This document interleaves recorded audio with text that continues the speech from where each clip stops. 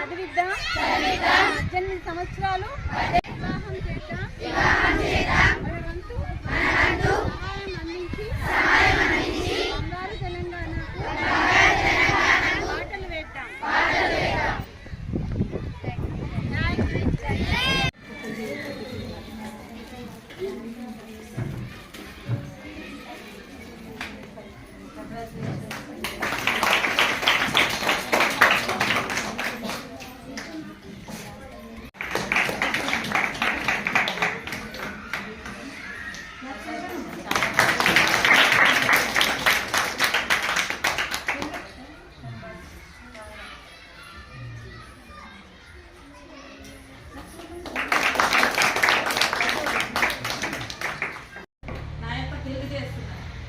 అందరూ కూడా బాగా చదవాలి.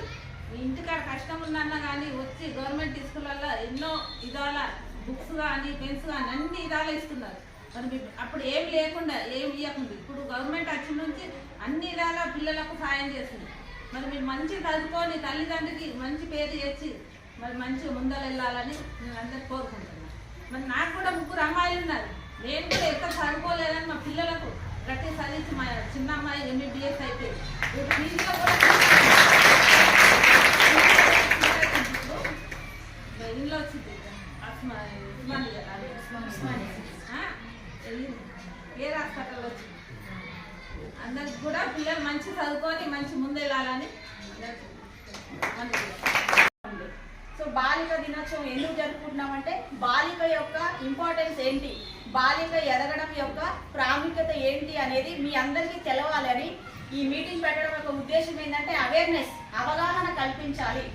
అదే ఈ మీటింగ్ యొక్క ముఖ్య ఉద్దేశము. ప్రతి సంవత్సరము స్కూళ్ళల్లో విలేజ్లలో ఈ బాలిక దినోత్సవం అనేది జనవరి 24వ తారీఖున ప్రతి సంవత్సరం జరుపుకుంటాము. మీ అందరికీ సో బాలికలకు ఎన్ని అవకాశాలు ఉన్నాయి, చట్టాలు ఉన్నాయి, గవర్నమెంట్ మంచి అవకాశాలు కల్పిస్తున్నాయి. సో వాటన్నిటి గురించి మీకు అవగాహన కల్పించడమే ఈ మీటింగ్ యొక్క ముఖ్య ఉద్దేశం. ఇప్పుడు గవర్నమెంట్ చాలా ఫెసిలిటీస్ కల్పిస్తున్నారని మేడం కూడా చెప్పారు. సో స్కూల్లో ఎడ్యుకేషన్ అనేది ముఖ్యంగా సో సౌమ్య చెప్పింది, మేడం చెప్పారు, అందరూ చెప్పారు. సో ఆ ఎడ్యుకేషన్ ఉంటే ఏదైనా సాధించవచ్చు. పేదవాళ్ళు లేరు, ధనికులు లేరు, అందరికీ సమాన అవకాశాలు అనేవి గవర్నమెంట్ నుంచి కల్పించుతుంది. సో ఉద్యోగంకి అవకాశాలు కూడా అందరికీ ఈక్వల్ ఆపర్చునిటీస్ అనేది గవర్నమెంట్ నుంచి వస్తుంది. అదే ఒక ప్రైవేట్ ఇన్స్టిట్యూషన్ పెట్టాలంటే డబ్బున్న వాళ్ళే ప్రైవేట్ ఇన్స్టిట్యూషన్ పెడతారు, ఏదో ఒక కంపెనీ పెడతారు, జాబ్ చేయగలుగుతారు, ఏదైనా చేయగలుగుతారు. కానీ పేదవాళ్ళు కంపెనీ పెట్టి పెట్టుబడులు పెట్టి బిజినెస్ చేయగలుగుతారా? చేయలేరు. కానీ చదువుకుంటే ఏదైనా చేయగలుగుతారు. చదువు ద్వారానే, చదువే సంపద అన్నమాట. సో పేదవాళ్ళైనా ధనికులైనా ఎవరైనా కానీ గవర్నమెంట్ ఇచ్చే నోటిఫికేషన్స్ వస్తాయి కదా, జాబ్ నోటిఫికేషన్స్, అవి ఎవరైనా రాయొచ్చు. అంటే పేదవాళ్ళైనా రాయొచ్చు, ధనవంతులైనా రాయొచ్చు నోటిఫికేషన్కి. దానికి ఫీజు ఎంత? నామమాత్రం ఉంటుంది, 100 రూపాయలు, 150. నేను CDPO ఎగ్జామ్ రాయడానికి 100 రూపాయలు కట్టాను ఫీజు. సో దీనికి తేడా లేదు. ఎవరైనా ధనవంతులైనా పేదవాళ్ళైనా ఎవరైనా కానీ కట్టగలిగేంత ఫీజు ఉంటుంది. సో కాబట్టి నేను మెయిన్ ఆధారం ఏంటి? చదువే, ఎడ్యుకేషన్ అనమాట. సో మనం జీవితంలో పైకి రావాలంటే ఎడ్యుకేషనే, చదివే ముఖ్యం అనమాట. సో చదువు ద్వారా తప్ప ఇంకా దేని ద్వారా రాలేదు. ధనవంతులు లేకపోతే తల్లిదండ్రులు చదువుకొని మంచి స్థాయిలో ఉన్న వాళ్ళు, అలాంటి వాళ్ళు రావచ్చేమో, వేరే దారిలో రావచ్చు. కానీ పేదవాళ్ళు కూడా మంచి స్థాయిలోకి రావాలి అని అంటే చదివే ముఖ్య. బాగా చదువుకొని న్యూట్రిషన్ ఫుడ్ తీసుకుంటేనే మీరు చదువు పైన కాన్సన్ట్రేషన్ చేయగలుగుతారు. సెలబ్రేట్ చేసుకుంటాము. దీని మెయిన్ లక్ష్యం ఏంటి, అసలు ఎందుకు సెలబ్రేట్ చేసుకుంటాము? ఈ ఆడవాళ్ళని చాలా ఈ కాలంలో ఇప్పుడున్న జనరేషన్లో ఇప్పుడున్న సంస్థ దాని ప్రకారం ఏంటంటే ఆడవాళ్ళని చాలా చిన్న చూపు చూసేవారు. ప్రతి ఒక్క రంగంలో కూడా బయటకు రానిచ్చేవాళ్ళు కాదు. ఇంటింటికే పరిమితం అనేది ఇందాక మేడం చెప్పింది, సతీ సహగమనం, అలాంటి మన పుస్తకాలలో చాలా చదువుకుంది.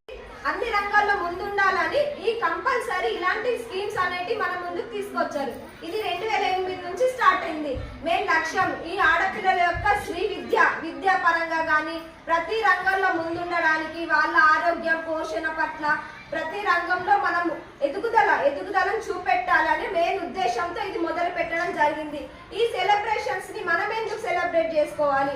నేటి భారత పౌరులు మీరే కాబట్టి నేటి జాతీయానికి ఉపయోగపడే భారత పౌరులు మీరు కాబట్టి మీ నుంచే ఈ జనరేషన్ నుంచే మనం డెవలప్ అవ్వాలి.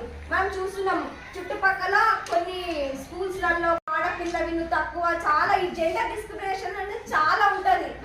మన ఇంట్లో చూస్తుంటాం. ప్రజెంట్ అయితే బయటికి వెళ్ళొద్దు, నువ్వే చేయాలి, ఆడపిల్లవి, ఇలా కొన్ని రిస్ట్రిక్షన్స్ ఉంటాయి. ఆ రిస్ట్రిక్షన్స్ వల్ల మనం ఏంటంటే మనం సొంతగా డెసిషన్స్ తీసుకోలేకపోతున్నాం ఏదైనా కూడా.